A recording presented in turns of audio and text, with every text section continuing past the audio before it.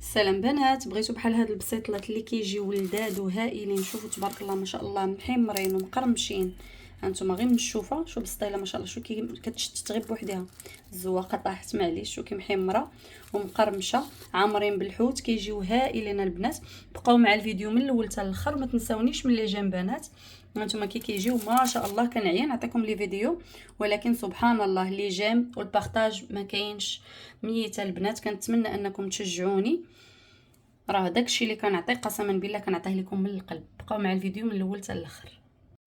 اول حاجه غادي نديروها البنات، غناخذوا 2 مربعات ديال الشعريه الصينيه، دوك اللي كاغي هكا ديال الشعريه الصينيه، درتهم هنا في الماء طيب مع القشور ديال الكروفيت وشويه ديال الملحه، حيت الكروفيت البنات القشور ديالو ما نلوحوش، كنخليوه باش كيعطي لينا لوغو لهذيك الشعريه الصينيه. وعندي هنا لي شامبينيون حتى هما كبيت عليهم الماء طايب، وغنخليهم حتى هما يزيدوا يترقدوا ليا مزيان. هذا غادي نغسلهم ونصفيهم هما والشعريه. اول حاجه كنبداو بها بالنسبه للحوت اللي غادي نستعملها البنات، عندي هنايا نص كيلو ديال الكروفيت اللي نقيتو، ونص كيلو ديال الكالامار حتى هو منقي ومقطع، و كيلو الا ربع تقريبا ديال الحوت الابيض. هذا الحوت الابيض انا خديت هاد النوعيه هذه، نتوما خذوا النوعيه اللي بغيتو. هذا كيقول ليه التونه، خديت هاد النوعيه، وانتم خذوا النوعيه اللي ترتاحوا ليها. المهم البسطيله كتجي بنينه بهذا النوع هذا. عندي هنايا واحد الربطه كبيره ديال القزبور والمعدنوس، هذه هي اللي غادي نوجدوا بها ان شاء الله لا ماغينات ديالنا. درت كلشي في الهشوار ديالي ودرت عليه 3 الفصوص الثوم. صافي هنايا كما كتشوفوا البنات عصرت واحد الحامضه كامله، تكون كبيره واحد شويه، غنضيفها حتى هي على الخليط. بسم الله. اما بالنسبه للعطريه، عندي هنايا الملح وبابريكا تحميره وشويه العطريه مشكله ديال الحوت، والابزار راس معلقه ديال الابزار ما كنكثرش، والخرقوم صافي، والمليحه.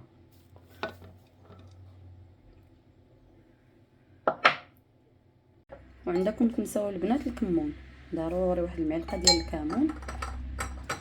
اخر حاجه غنضيفوها ان شاء الله هي الزيت تقريبا غندير 2 معالق كبار. بسم الله.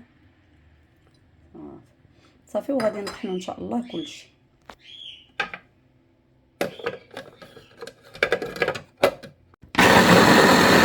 صافي ها هي لا ماريناد ديالنا واجده، من بعد ما طحناها هي اللي غادي نخدموا بها ان شاء الله كلشي. هي الاولى كنوجدوها البنات. بغيت نقول لكم هذه النصيحه بالنسبه للشامبينيون، شو الوسخ اللي كيطلق نحاولوا نغسلوه مزيان مزيان، نبقاو نحكوا ليه هاد البليصه هذه كتكون عامره بالتراب، ونعاودوا نشللوه بميها بارده عاد نقطعوها البنات. هنا صفيت الشعريه الصينيه صافي، وغنبدا نقطع فيها بالمقص باش ما تبقاش لينا طويله البنات. كنقصوها بحال هكا المقيس ديالنا. صافي هنا من بعد ما نشفت شامبينيون تا هو غسلته مزيان وسقطرته، غادي نبداو نقطعو فيه ان شاء الله.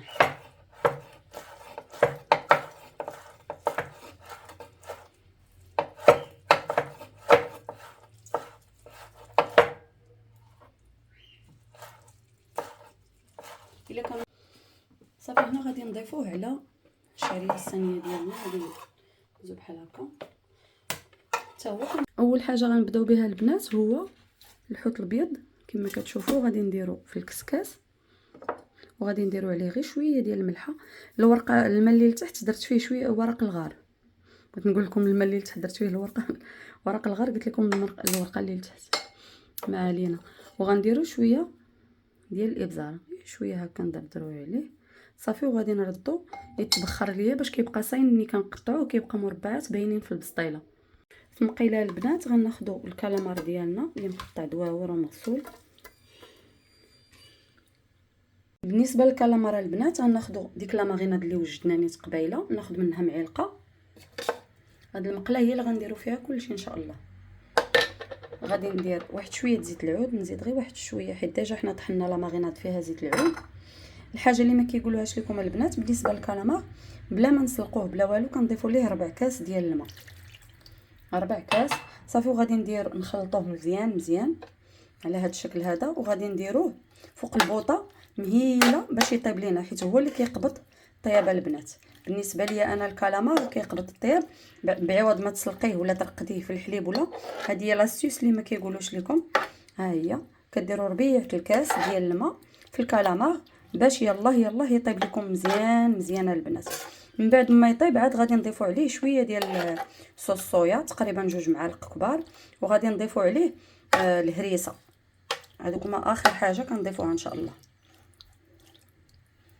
حتى الشعريه الصينيه البنات نفس الطريقه غادي نصوطيها هي والشامبينيون باش كيبنانوا لينا.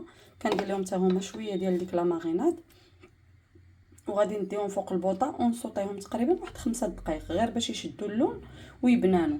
صافي ملي كيطيب الكالامار ديالنا هو اللي كياخذ شويه الوقت، الكرافيت كيخصو غير 3 دقائق. صافي غادي نضيفو دابا وغادي نحركو تقريبا غير 3 دقائق صافي، وغادي نحيدو من فوق البوطه ونخلطوه واحد شويه غير 3 دقائق، وغادي نضيفو عليه الهريسه وصوص الصويا على هذا الشكل هذا باش ما يتشتتش بحال هكا. باقي سخون، شفتوا الدخان اللي طالع منه. صافي نحاول نقطعو مكعبات.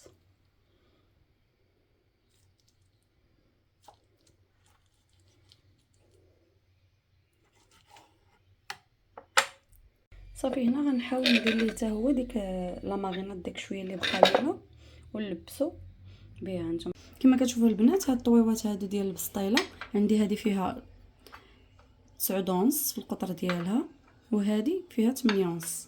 المهم غنبداو على بركه الله. انا غنعمر هاد الصغيورين. هنا عندنا الخلطه هذه اللي غنبداو ندهنوها الورقه ديالنا، هي اللي كتعطينا اللون.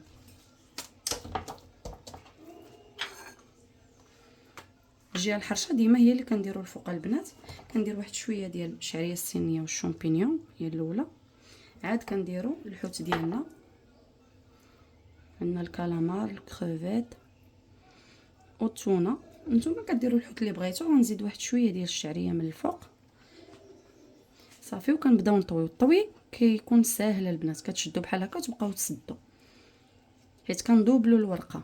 ها نتوما داك الجناب هادو دوك القاصحين راني قطعتهم بالمقص، هما الاولين كنسبقهم كنقطعهم.